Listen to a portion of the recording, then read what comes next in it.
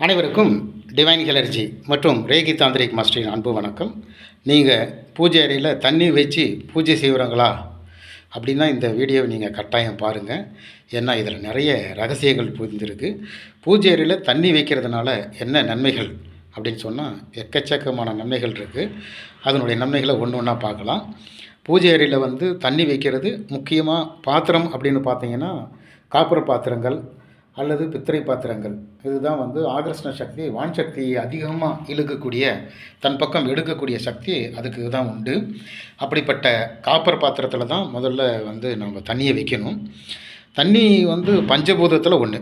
நிலம், நீர், நெருப்பு, காற்று, ஆகாயம் ஆகிய பஞ்சபூதத்தில் டிரான்ஸ்மேட் அப்படின்னு சொல்லக்கூடிய சக்திகளை ஒரு இடத்திலிருந்து ஒரு இடத்திற்கு பரவ செய்யக்கூடிய சக்தி நிலத்துக்கும் ஆகாயத்துக்கும் தவிர மீதி 3 பொருளுக்கு இருக்குது. எதுக்கு? நீருக்கு இருக்குது, நெருப்புக்கு இருக்குது, காற்றுக்கு இருக்குது. இந்த 3 பொருள்களும் ஒரு இடத்துலேருந்து ஒரு இடத்துல சக்தியை ட்ரான்ஸ்ஃபர் பண்ண முடியும், கடத்த முடியும். ரேக்கியில் லாங் டிஸ்டன்ஸ் அப்படின்னு சொல்லுவாங்க. அந்த தூரத்தில் இருக்கிறவங்களுக்கு கூட ரேக்கியில் சக்திகள் பரிமாற்றம் பண்ண முடியும். அது எதனாலன்னா காற்றுனாலையும் நீர், ஈரப்பதம் உள்ள நீர்னாலையும் தான் அது டிரான்ஸ்பர்ட் ஆகுது. சக்திகள் நம்ம டிஸ்டன்ஸ் ஹீலிங் அப்படின்னு சொல்கிறோம் இல்லையா? அந்த தூரத்தில் இருப்பவர்களுக்கு ஹீலிங் பண்ணுறது கூட இந்த 3 மூலகங்கள். நெருப்பை நாம் இங்கே யாகங்களாக செஞ்சு நெருப்பில் சக்தியை உற்பத்தி பண்ணுறோம்.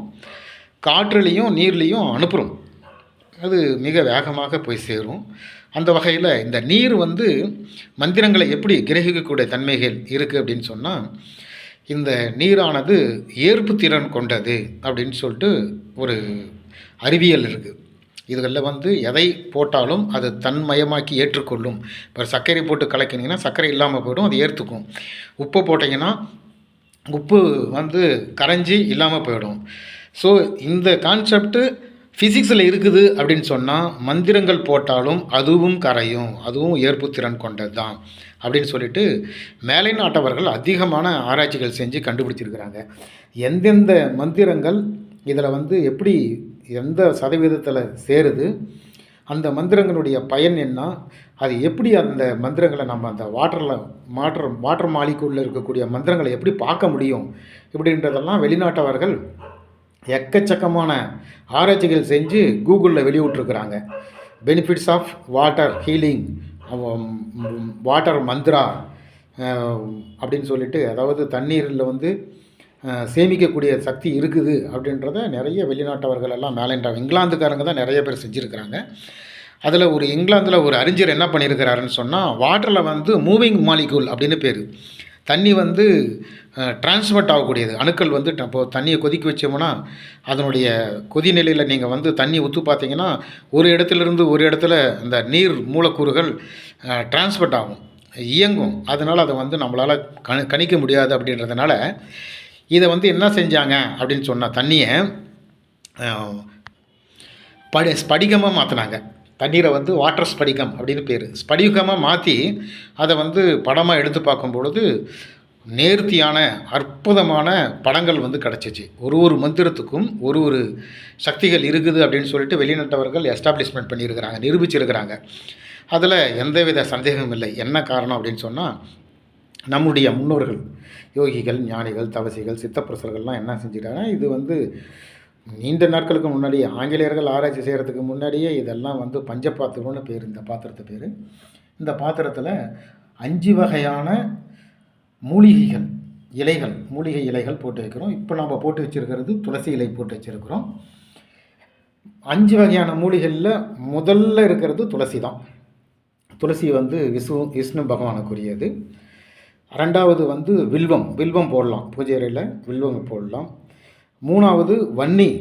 வில்வம் சிவபெருமானுக்குரிய இலைகள். வன்னி மரம் எல்லா தெய்வங்களுக்குரிய தலவிருச்சம். நிறைய கோயில்களில் பார்த்திங்கன்னா ஸ்தலவிருச்சம் அப்படின்னு சொல்லுவாங்க. கோயிலுக்கு உள்ளே இருக்கக்கூடிய மரங்கள் வில்வ மரம் இருக்கும்.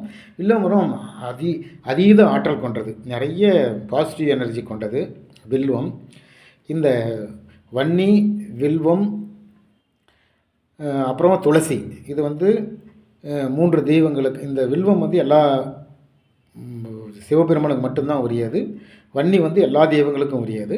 அடுத்தது இதில் இந்த தண்ணியில் வந்து அருகம்புல் போட்டு வைக்கலாம். அருகம்புல் போடலாம். இந்த பஞ்ச தி கவ்யம் அப்படின்னு சொல்கிறாங்க இல்லையா, அதில் வந்து அருகம்புல் இன்னொன்று. இந்த அருகம்புல் போடுறதுனால என்னன்னா, அது வந்து விநாயகர் பெருமானுக்குரியது. அருகம்புல் இன்னும் ஆகர்ஷண சேர்த்தி ஒன்றுக்கு ஒன்று விட்டதில்லை அப்படின்னு சொல்லுவாங்க. அந்த மாதிரி இந்த மூலிகைகள் ஒன்றுக்கொன்று அருகம்புல் இன்னும் மிக அற்புதமான பாசிட்டிவ் எனர்ஜியை ஈர்க்கக்கூடிய தன்மை இந்த தண்ணியில் பாசிட்டிவ் எனர்ஜி இறங்கும். அருகம்புல் சீக்கிரமாக இறங்க வைக்கும். அதுதான் அதனுடைய தன்மை. இந்த அருகம்புல்லுடைய தன்மைகள்னு பார்த்தோம்னா, ஒரு சாணி உருண்டையில் அருகம்புல்லை சொருவி வச்சிட்டோம்னா, இந்த வண்டு வந்து ஒன்று சாணியை உருட்டிட்டு போகும். அந்த பில்லு வந்து அருகம்பில் சொருவின சாணியை வந்து உருட்டாது. ஏன்னா அந்தளவுக்கு அதுக்கு வந்து மகத்துவம் இருக்குது. அருகம்புல்லுக்கு அருகம்புல் ஜூஸு சாப்பிட்டா வந்து 4448 வியாதி போகும் அப்படின்னு சொல்லிட்டு நிறைய அருகம்புல்லுக்கு நிறைய நன்மைகள் இருக்குது. என்ன இந்த அருகம்புல்லுடைய தத்துவம் அப்படின்னு பார்த்தீங்கன்னா, இறைவன் கீழான ஒரு பொருளில் கூட இறைவனுடைய அம்சம் இருக்கும் அப்படின்றது தான் அருகம்புல்லை காட்டுறது. விநாயகருக்குரிய அருகம்புல். அருகம்புல் சாதாரணமாக எல்லா இடத்துலையும் வரக்கூடியது தான். இந்த அரும்புக்குள்ளே கூட இறைவன் வந்து இறைவனுக்கு பிடிச்ச பொருள் அப்படின்னு சொல்லிட்டு வர்றது தான் அது. அடுத்தது வேம்பு இலையும் போடுவாங்க. 5 மூலிகை போடுவாங்க. வேம்பு, துளசி, அருகம்புல், அப்புறம் வன்னி மரத்தினுடைய இலை, அப்புறம் வில்வ இலைகள். இந்த 5களும் சேர்ந்தது தான் பஞ்சகவ்யம் அப்படின்னு சொல்லிட்டு சொல்லுவாங்க. இது கூட மஞ்சள் சேர்த்தலாம், இன்னும் ஆகர்ஷணம் அதிகம். இது கூட பச்சை கற்பூரம் சேர்த்தலாம். பாருங்கள், பச்சை கற்பூரம் சேர்த்தும் பொழுது தண்ணியில் மந்திரங்களை மிக வேகமாக பாசிட்டிவான எனர்ஜியில் தூக்கி கொடுக்கக்கூடிய அற்புதமான சக்தி இந்த பச்சை கற்பூரத்துக்கு இருக்குது. இந்த மாதிரி அடிஷனலாக எந்த பொருள் சேர்த்தனாலும், இப்போது சாப்பாடு சாப்பிட்றோம், அதில் வந்து சாப்பாடு குழம்பு போடுறோம், அது கூட நெய் சேர்த்தும் போது அந்த சாப்பாட்டினுடைய டேஸ்ட்டு கொடுக்குது. அதே மாதிரி தான் இதுவும் ஒரு தன்மையையும் அதிகப்படுத்துறதுக்கான வாய்ப்பு இதில் இருக்குது. இந்த பஞ்சகவ்யம் அப்படின்றது இந்த பாத்திரம் தான் பஞ்சகவ்ய பாத்திரம் அப்படின்னு பேர். இந்த பாத்திரத்தில் வந்து நாம் நீரை விட்டு மந்திரங்கள் ஜெபிக்கும் பொழுது அந்த மந்திரங்கள் மிக வேகமாக வேலை செய்யக்கூடிய அம்சம் கொண்டது. மந்திரங்கள் அப்படின்னு சொல்லி பார்த்தோம்னா, சிவனுக்குரிய மந்திரம் முதல்ல வந்து விநாயகர் மந்திரம். மங்களத்து நாயகனே மண்ணாளும் முதலிருவா பொங்குதன வைற்றோனே பொற்புடை ரத்தனமே சங்கடநத்தன மதிலை சங்கடத்தை சங்கரிக்கும் எங்கள் குல விளக்கி எழின்மணியே கணபதியே. திருவாக்கும் செய்கரமும் கைகூட்டும் செஞ்சொல் பெருவார்க்கும் பிடும்பிருக்கும் உருவாக்கும் ஆதலால் வானோர் ஆணை முகத்தினை காதலால் கூப்புவார் தன் கை அப்படின்னு சொல்லிட்டு விநாயகருக்குரிய மந்திரம். முருகனே செந்தில் முதலனே மாயோன் மருகனே ஈசன் மகனே உருவமேக நம்பி என்னுடைய தண்டை காலை பொழுது நம்பியே துறைவேன் யான். நாளின் செய்யும் வினைதான் என் செய்யும் என நாடி வந்த கோர் என் செய்யும் கொடுங்குற்றேன் செய்யும் குமரேசன் தாளும் சிலவும் தண்டையன் சண்முகம் கூடும் கடம்பும் எனக்கும் முன்னே வந்துட்டோனேன். முருகர் பெருமானுக்குரியது. சிவனோடு ஒக்கும் தெய்வம் தேடினுள்ளே அவனோடு ஒப்பார் இங்கே யாருமில்லை புவனம் கடந்தண்டு பொன்னொழி விண்ணும் தவனச்சடைமுடைய தாமரையோனே.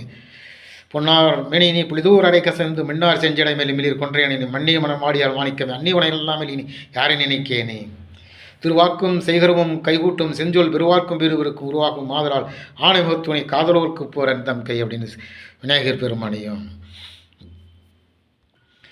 ஒன்றாய் அரும்பி பலவாய் விழுந்து உலகங்காய் நின்று அனைத்தையும் நீங்கி நிற்பால் என்னை சொல்லி பொன்றாது நின்று புரிகின்றவாரை பொருள்கிறார் அன்றாளி தீர்வு தூள்கின்ற பெருமானம் என்ன ஐயனா. இந்த மாதிரி வந்து மந்திரங்களை வந்து நம்ம சக்தி வாய்ந்த மந்திரங்கள் இருக்குது. விஷ்ணு சகஸ்ரநாமம், அப்புறம் சிவபுராணம், இப்படியெல்லாம் வந்து மிக சக்தி வாய்ந்தது. காயத்ரி மந்திரங்கள். இந்த மந்திரங்களெல்லாம் நம்ம பூஜையில் இருந்து ஜெபிச்சுட்டு இந்த தண்ணியை நாம் வந்து அருந்தும் பொழுது மிக அற்புதமாக பலன்களை கொடுக்கக்கூடியதாக இருக்குது. இது வந்து நம்மளுடைய சித்தப்புருஷர்கள் ஏற்கனவே இதெல்லாம் கண்டுபிடிச்சி வச்சுருக்கிறாங்க. இன்னும் கும்பம் அப்படின்னு சொல்லிட்டு ஒரு சிஸ்டம் இருக்குது. இந்த சொம்பில் வந்து வெட்டி வேர் போடணும், ரோஸ் வாட்டர் போடணும், பச்சை கற்பூரம் போடணும், நல்ல தண்ணி ஆற்று தண்ணி போடணும்.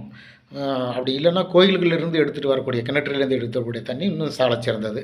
இந்த மாதிரி தண்ணீரை போட்டு கும்பம் 5 மா இலைகளை வச்சு மேலே தேங்காயை வைக்கும் பொழுது அந்த இடத்துலேருந்து 100 மீட்டர் தூரத்துக்கு இருக்கக்கூடிய எவ்வளோ பெரிய தீய சக்தியாக இருந்தாலும் தள்ளிடும், நல்ல சக்தியை இழுத்துக்கும். இந்த மாதிரி ஒரு கும்பத்துக்கு அற்புதமான ஒரு சக்தி இருக்குது.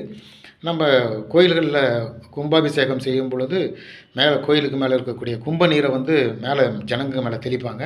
இந்த கும்ப நீர் நம்ம மேலே உழுவணுமே அப்படின்னு ஏங்கி தெவிக்கிறவங்க நிறைய பேர் இருக்கிறாங்க. ஏன்னா நம்முடைய இந்திய பாரம்பரியத்தில் இந்த ஆர்த்தடாக்ஸ் அப்படின்னு சொல்லக்கூடிய அந்த பாரம்பரியம் வந்து ஒரு மிகப்பெரிய ஒரு சம்பிரதாயம்.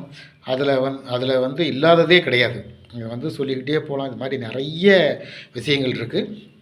இப்படி பூஜை அறையில் தண்ணீர் வச்சு நாம் வந்து ஜபம் செய்யும் பொழுதோ நிறைய பாருங்க முஸ்லீம்கள், கிறிஸ்டினுங்க இது மாதிரிலாம் வந்து தண்ணியிலே ஜபம் செய்வாங்க. டம்ளரில் வந்து தண்ணி வாங்கி ஜபம் செய்வாங்க. முக்கியமாக இந்த ரேகி கட்டுறவங்க, இந்த பிராணிக் ஹீலிங் கட்டுறவங்கலாம் தண்ணியை எங்கேயாவது யார்கிட்டயாவது வாங்கி குடிக்க வேண்டிய சூழ்நிலை வந்துச்சுன்னா டம்ளர் தன்னுடைய கையை வந்து 2 நிமிஷம் மேலே வச்சு ஹீலிங் பண்ணுவாங்க. அந்த தண்ணியில் வந்து நிறைய பிரபஞ்ச சக்திகள் சேர வேண்டும், நல்ல சக்திகள் சேர வேண்டும், ஹீலிங் பண்ணி குடிப்பாங்க. நிறைய விஷயம் இருக்குது. அது நிறைய மந்திரிச்செல்லாம் கொடுப்பாங்க தண்ணி. முஸ்லீம்கள் நீங்கள் மசூதிகள்லாம் போனீங்கன்னா பார்க்கலாம், தண்ணீரையும் வந்து மந்திரிச்சு ஓதுவாங்க. இந்த மாதிரி தண்ணிக்கு வந்து சக்திகளை கடத்தக்கூடியது, மந்திரங்களை நிறுத்தி வைக்கக்கூடியது, இந்த மாதிரி நிறைய சக்திகள் இருக்குது. நம்ம மந்திரங்கள் ஜெபிச்சு முடிச்சிட்டு பின்னாடி நம்ம இந்த தண்ணீரை குடிக்கும் பொழுது இது நம்ம ஏற்கனவே வந்து நிறைய சக்திகள் பெற்றிருக்கிறோம் அப்படின்னாலும் இது வந்து நம்மளுடைய உடலில் இருக்கக்கூடிய வியாதிகளை நீக்கி நம்மளுடைய உடலை சமநிலை காக்கிறதுக்கும் இந்த 3 தோஷம் அப்படின்னு சொல்லுவாங்க. வாயு, வெப்பம், காற்று, இந்த மாதிரி 3 இருக்கும். இந்த 3 தோஷங்களையும் வந்து பித்தம், கபம், சிலேக்தம் அப்படின்வாங்க. இந்த 3 தோஷங்களையும் எடுக்கக்கூடிய சக்தி இந்த ஹீலிங் வாட்டருக்கு இருக்குது. இது பேரே ஹீலிங் வாட்டர் தான். இதில் நிறைய ஹீலிங் வாட்டர் நிறைய விஷயத்தில் செய்யலாம். மேக்னெட்டை வச்சு ஹீலிங் வாட்டர் செய்யலாம். அப்புறம் ஸ்ப்ரிங்கு சிஸ்டம் அப்படின்னு ஒன்று இருக்குது, அதை வச்சு செய்யலாம். அப்புறம் அந்த பிரமிடுகளை வச்சு ஹீலிங் வாட்டர் செய்யலாம். இந்த பிரமிடுகளை வந்து இது மேலே வைக்கும் பொழுது மிக வேகமாக ஹீல் ஆகும். அந்த வாட்டரில் வந்து சுத்திகரிப்பு அதிகமாகவும் சக்தி அதிகமாகவும், இப்படி நிறைய விஷயங்கள் தொடர்ந்து செஞ்சுக்கிட்டே போகலாம். இதில் வந்து வரக்கூடிய நன்மைகள் அப்படின்னு பார்த்தோம்னா அளவிடாத நன்மைகள் இருக்குது. இப்படிப்பட்ட மகா சக்தி வாய்ந்த இந்த பஞ்சபாத்திர செம்பு பயன்பாட்டு நீரை வந்து வைத்து நீங்களும் உங்களுடைய பூஜை அறையை உங்களை வளமாக்கி கொள்ள வேண்டும் என்று கூறி இந்த பதிவை நிறைவு செய்கிறேன். இந்த பதிவு பிடித்திருந்தால் சப்ஸ்கிரைப் மற்றும் ஷேர் செய்யவும். நன்றி, வணக்கம்.